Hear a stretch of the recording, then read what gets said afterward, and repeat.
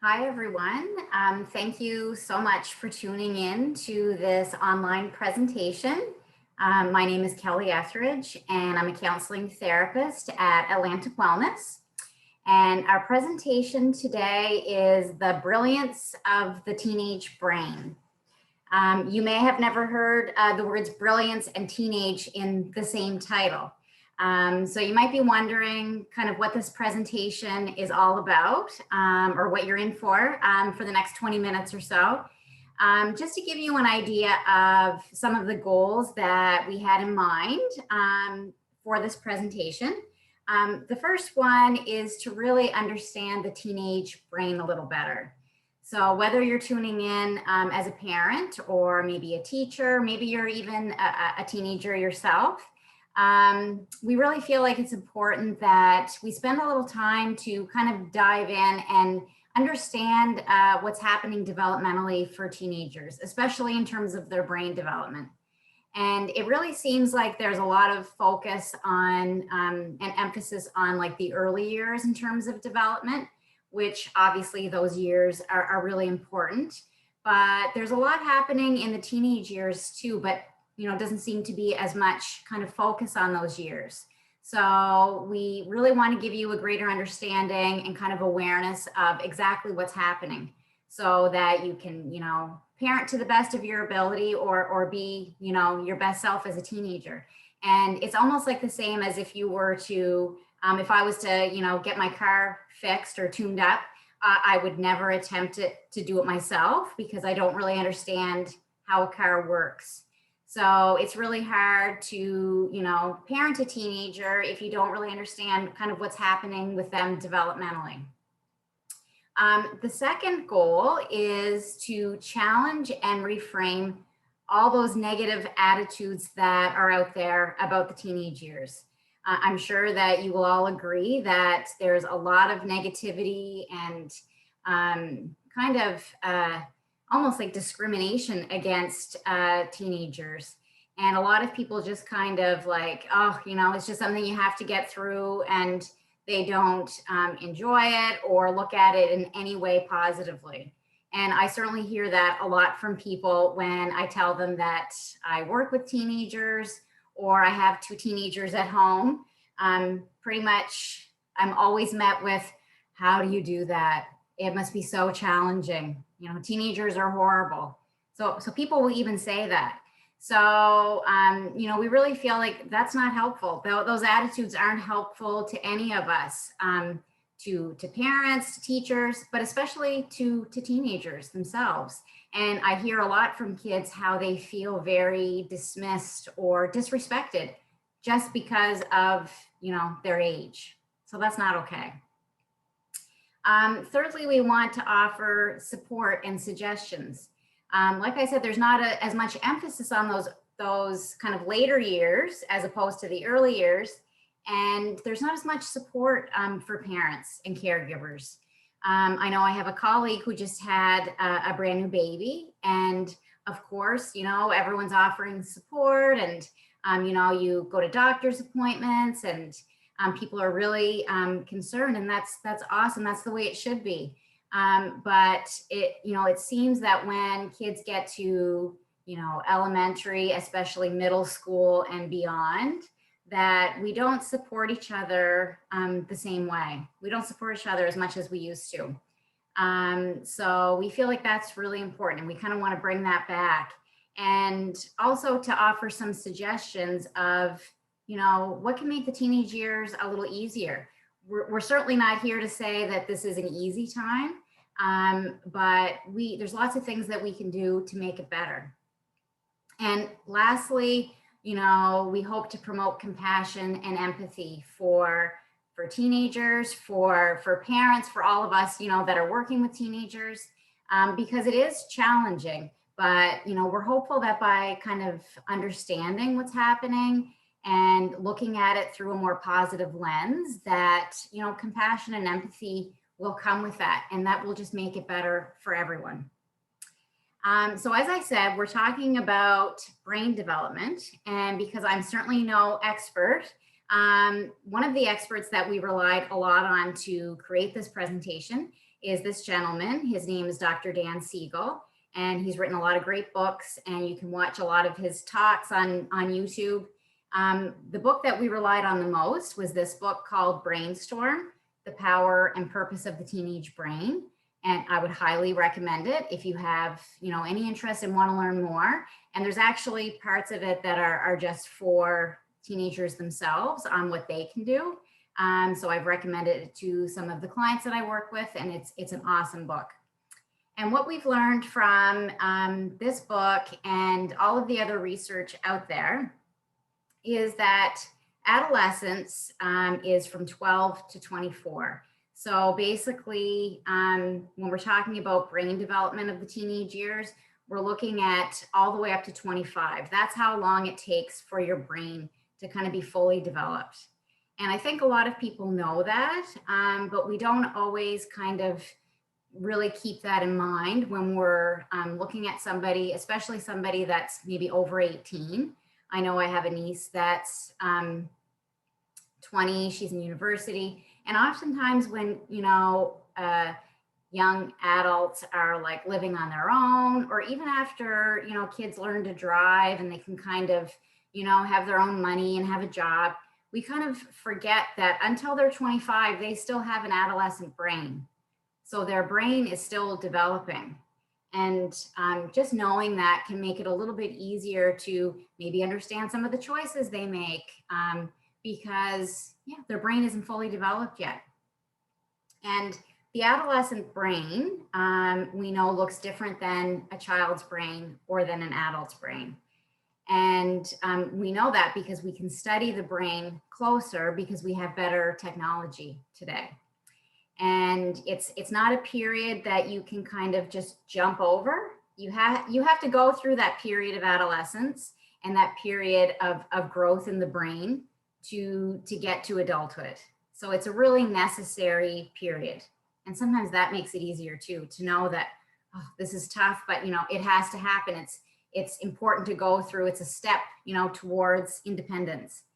And what's really happening in those years from 12 to 24 is a remodeling or kind of a restructuring of the brain. So there's a lot of growth that's happening and changes that are happening. And that's what really, makes it tough to be a teenager. That's where the challenges really come from. We used to blame it all on hormones, and hormones are certainly tough to deal with. But now we know it's not just the raging hormones. It's more to do with all those changes that are happening in the brain. And as I said, there's a lot of negative attitudes out there about adolescents and about teenagers.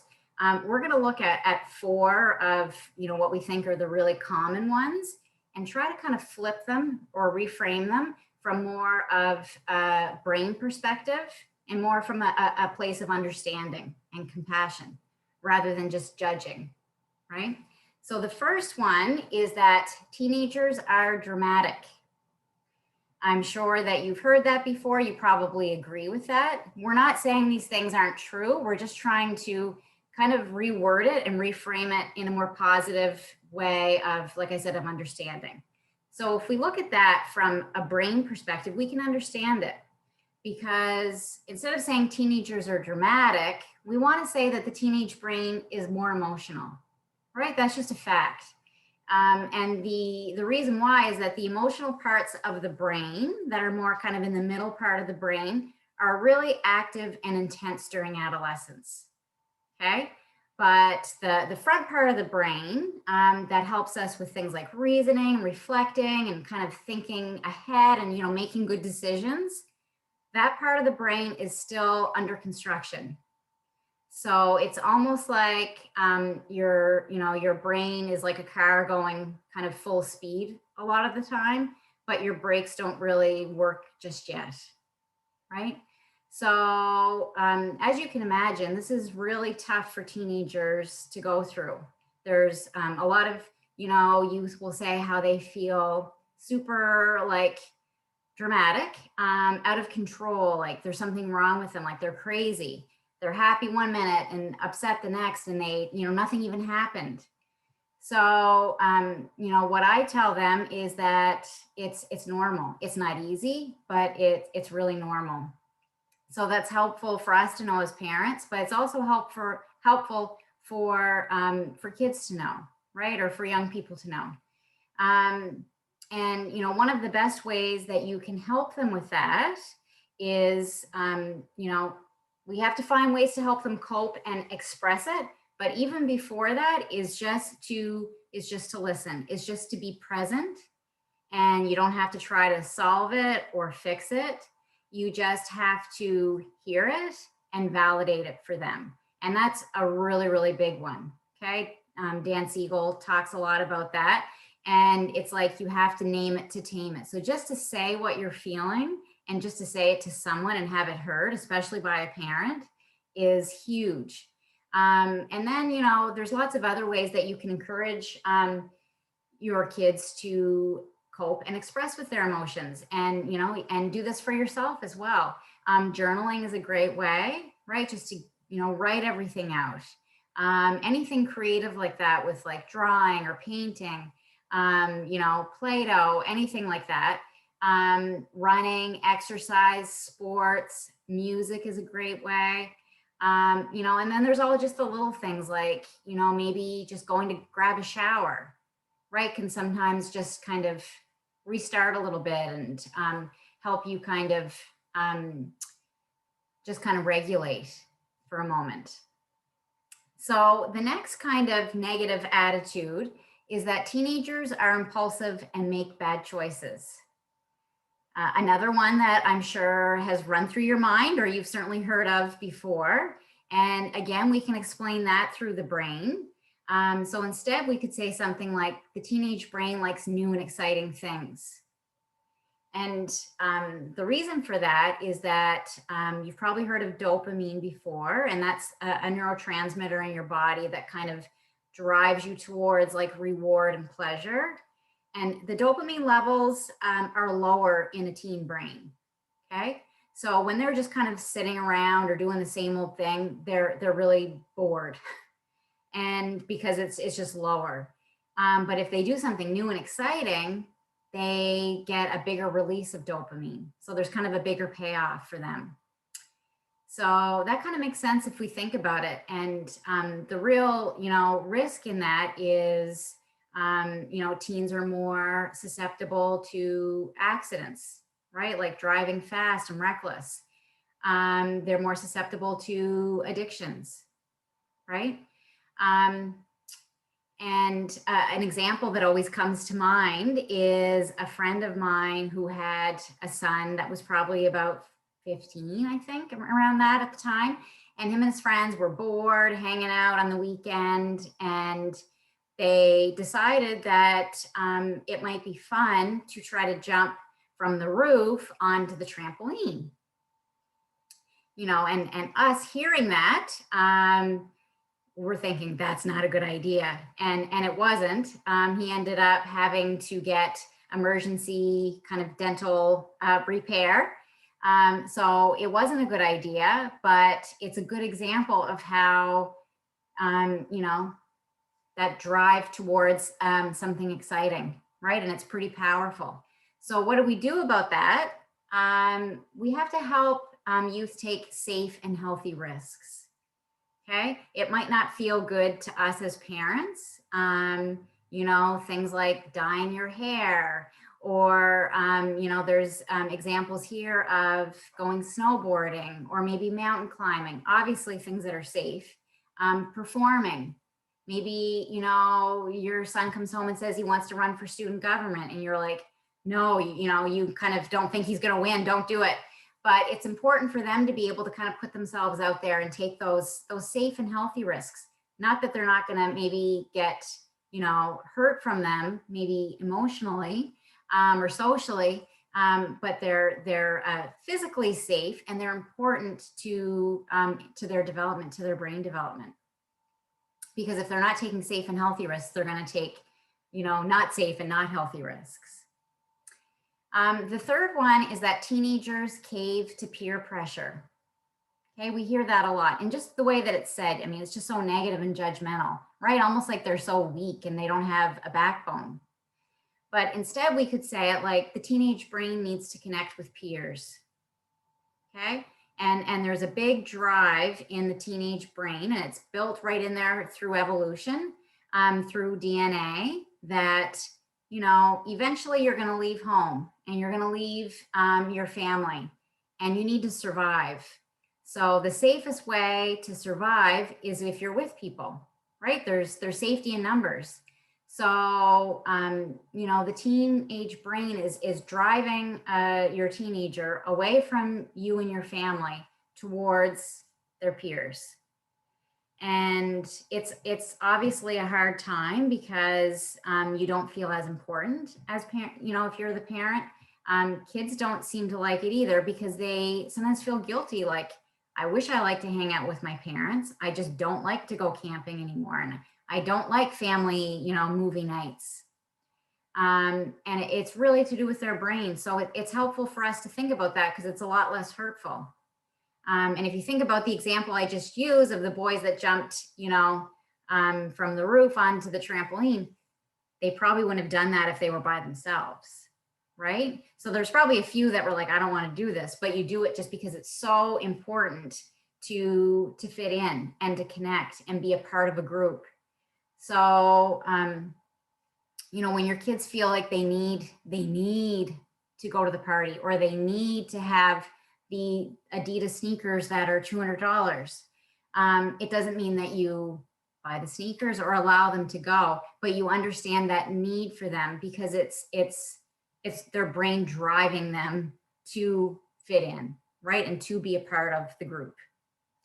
So how do you work with that? It's really to encourage kids to find, you know, people that they feel comfortable with, that they can be themselves, that they're safe with. Oftentimes that's through finding people that have similar interests. You know, this brings kids to come to counseling quite often, is that they can't find their people and they want that. So it's a great place to start, is just finding people that kind of see the world the same way, that have the same values, that like to do the same things, like playing sports. The picture here on the slide with all the kids is a picture of my daughter in improv. And she would say, and she's given me permission to share it with you, that when she was younger, she's really loud, she's silly. A lot of people would say she's kind of crazy. So she always had to kind of tone it down and kind of hold back. And then when she tried out for improv and made the team when she was in grade 9, she was like, wow, these people are like me. I can just be myself.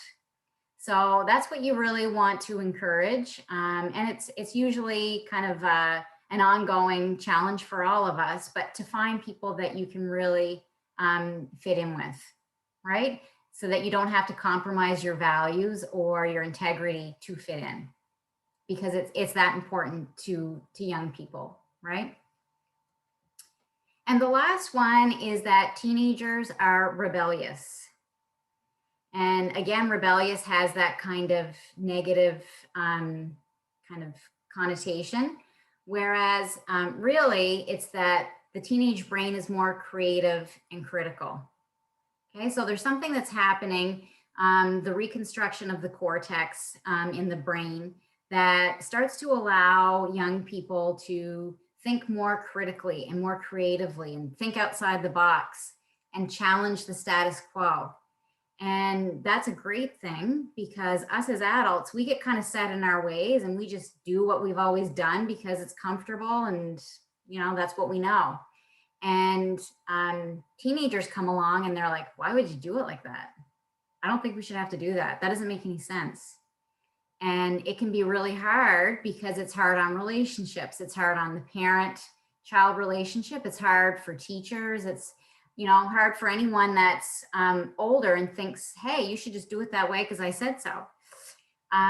But, you know, teenagers kind of challenging the status quo is how we've, you know, got all these innovations in science and music and technology, because they're not afraid to kind of push things and do it differently. So we can learn a lot from teenagers this way. But our challenge as parents and adults is to hear them, is to not just kind of get our back up and get into a power struggle just because we're the adults. So what you can do specifically is really help them to be able to challenge respectfully. So it's a mutual respect. We have to, meet them with respect and expect them to do the same.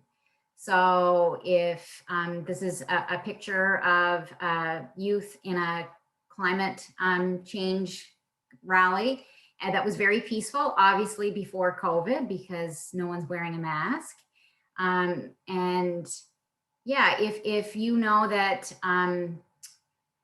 your child is really wants to challenge something, maybe to a teacher or like to the system somehow, it's how can you do that in a respectful way, right? And give them the language to do it and give them ideas to do it. But the first step is really for us to hear it and to allow it and to try to develop that in our kids and let it come out. Okay, because it's a wonderful thing. It's how they really can change the world. So just to kind of wrap it up, some of the takeaways that hopefully you got from this presentation is that parenting a teenager and being a teenager is challenging. There's no way around it, right? Like I said, we can't jump over it. We have to go through it. And it's really due to the restructuring and the remodeling of the brain. Okay, it's not just about the hormones. It's about all those changes that are happening in the brain that have to happen. It's preparation, right? To leave home, to become independent, to become your best. And, thinking of it that way, hopefully can make it easier. And we can have that compassion and that empathy and stay connected to our kids. It's pretty easy to, because like I said, they can do a lot of things for themselves now. And sometimes it's just easier to step aside, but they still need us a lot, right? They need that support. It's not easy being them. So we want to try to understand them, look at it through a positive lens. Think of, oh, right, yeah, there's so much happening in their brain, and hang in there, right? Just hang in there. And lastly, it's important, for us as parents, caregivers, teachers, that we get support, right? We offer that to people that have teenagers or that are working with teenagers, and that we seek it out if we I don't know what to do here. It is a messy kind of time, but talk about it. Ask other parents, how do they manage? And take care of yourself, right? Self-care is really, really important. You've probably heard that over and over again, but it is. You can't say enough about it, right? It's hard to give to our kids and be our best as a parent if we're not kind of getting what we need. So thank you so much for tuning in. And I just want to end reminding you that Atlantic Wellness is a support out there for youth from 12 to 21. Please feel free to give us a call, to send us an email, check us out on our website or on social media, and we would be happy to connect with you. So take care, everyone.